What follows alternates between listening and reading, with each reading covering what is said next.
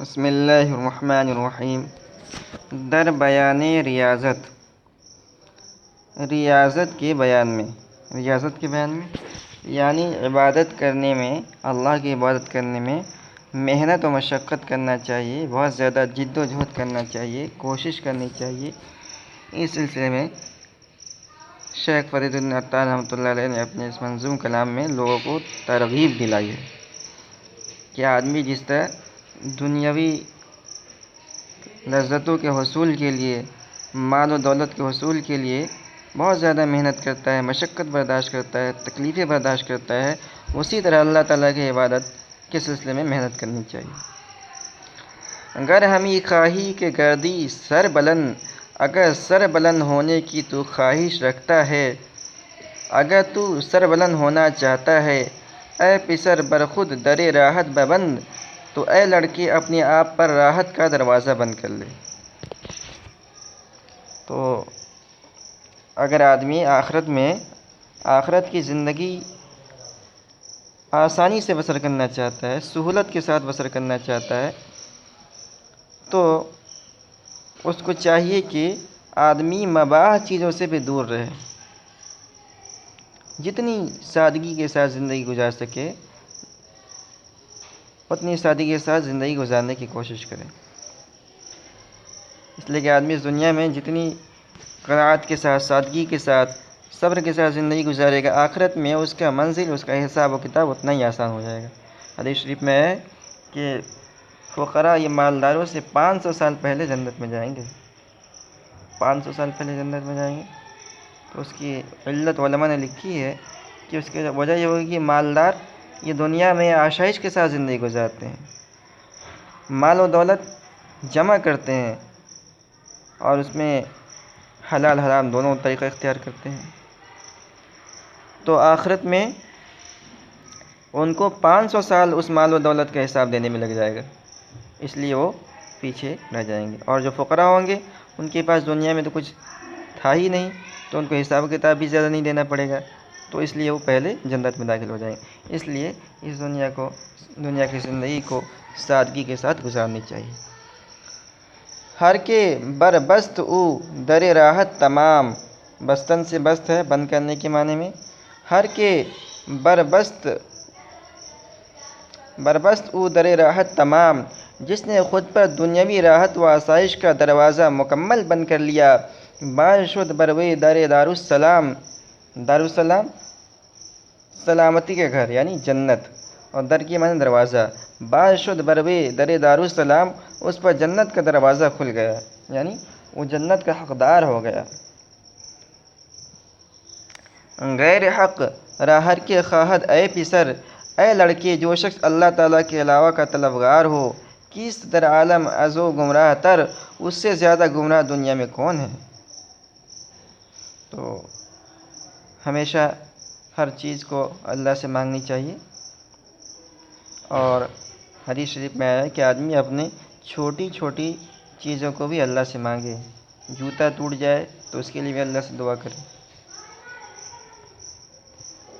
اے برادر ترک عز و جاہ کن، اے بھائی عزت و مرتبے کا خیال ترک کر دے، خویش را شائستہ درگاہ کن، خود کو بارگاہ ربانی کے لائق بنا، یعنی دنیا میں عزت تلاش کرنے کی ضرورت نہیں تجھے، دنیائی لوگوں سے تو عزت نہ مانگ، یعنی اپنے آپ کو یہ اتنا بڑا بنا کہ لوگوں کے سامنے پیش نہ کر کہ میں جہاں جاؤں لوگ میری عزت کریں، میری تعظیم کریں، تو اللہ کے دربار میں اپنا ایسا مقام مرتبہ بنا کہ وہاں سے تجھے عزت ملے۔ عز و جاہت سرو پستی می کوشد، دنیاوی عزت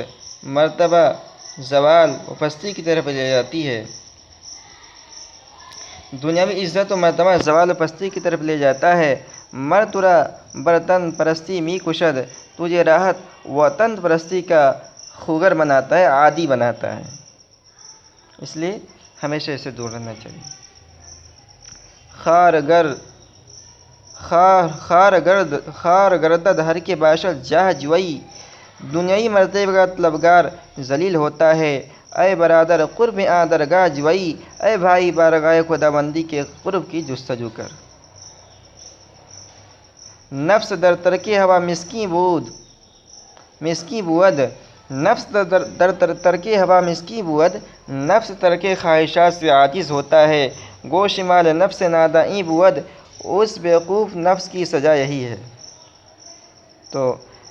آدمی کے دل میں کیا خواہش ہوتی ہے؟ آدمی کا نفس کیا چاہتا ہے؟ کہ خوب عمدہ کھانا کھائے اور خوب نرم و نازک بستر پہ آرام کرے، اور بھی طرح طرح کے انسان کے دل کے اندر خواہشات ہوتی ہے۔ تو اگر آدمی اپنی اس نفسانی خواہش کو پورا کرتا جائے نا، اگرچہ مباح ہے لیکن پورا کرتا جائے، تو اس کا نفس موٹا ہوتا جائے گا اور طاقتور ہوتا جائے گا، اس کو اور وہ مباح کا استعمال کرتے کرتے وہ گناہ کے وادی میں داخل ہو جائے گا، پھر گناہ کا ارتکاب بھی کرنے لگے گا۔ اور اگر اس کے برخلاف آدمی نفس کے خلاف کام کرے، نفس چاہ رہا ہے کہ عمدہ بستر پر لیٹے لیکن چٹائی پر لیٹے، نفس چاہ رہا ہے خوب عمدہ کھانا کھائے لیکن وہ سادہ کھانا کھائے، تو اس کا نفس عاجز ہوتا جاتا ہے، اور نفس کی یہی سزا ہے۔ چوں دلت از یاد حق ایمن بود، تیرا دل یاد حق سے مطمئن جب ہوگا، نفس کا امارہ کے ساکن بود، یہ امارہ یہ نفس کی صفت ہے، اور کاف اس کے اندر ضمیر خطاب ہے۔ نفس کا امارہ کے ساکن بود، تو تیرا نفس امارہ مقابلے میں کہاں ٹھہر سکتا ہے۔ چوں دلت از یاد حق ایمن بود، تیرا دل جب یاد حق سے مطمئن ہوگا، نفس کا امارہ کے ساکن بود، تو تیرا نفس امارہ اس کے مقابلے میں کہاں ٹھہر سکتا ہے، یعنی نہیں ٹھہر سکتا ہے۔ قرآن کریم کے اندر ہے نا کہ آدمی جب اللہ کا ذکر کرتا ہے تو ذکر سے غافل ہوتا ہے، تو اس پر شیطان کا تسلط ہو جاتا ہے، اور جب آدمی ذکر کرنے لگتا ہے تو شیطان بھاگ جاتا ہے۔ ایک بزرگ نے کہا تھا کہ مجھے ان کے سامنے شیطان دل کے اندر کیسے وسوسہ ڈالتا ہے، تو اس کو تمثیلی شکل میں دیکھنا چاہتے تھے۔ تو انہوں نے دیکھا کہ شیطان ایک مچھر کی شکل میں ہے، انسان کے دل کے پاس ہے، دل سے دور ہے۔ جب انسان ذکر سے غافل ہوتا ہے تو اپنا ڈنک لگاتا ہے وہاں پر، اور جیسے انسان ذکر کرنے لگتا ہے تو وہ ہٹا لیتا ہے۔ ہر کے اورا تکیہ برسانے بود، ہر کے اورا تکیہ برسانے بود، جس کا اللہ پر بھروسہ ہو، در جہاں با لقمہ کانے بود، وہ دنیا میں ایک لقمے پر قناعت کر لیتا ہے۔ اکتفا بر روزی ہر روزہ کن، روزی کے ملنے والے رزق پر اکتفا کر۔ اکتفا بر روزی ہر روزہ کن، روز ہر دن کے ملنے والے روزی رزق پر اکتفا کر۔ گر نداری از خدا دریوزہ کن، یہ اگر میسر نہ ہو تو اللہ تعالیٰ سے مانگ لے، طلب کر لے۔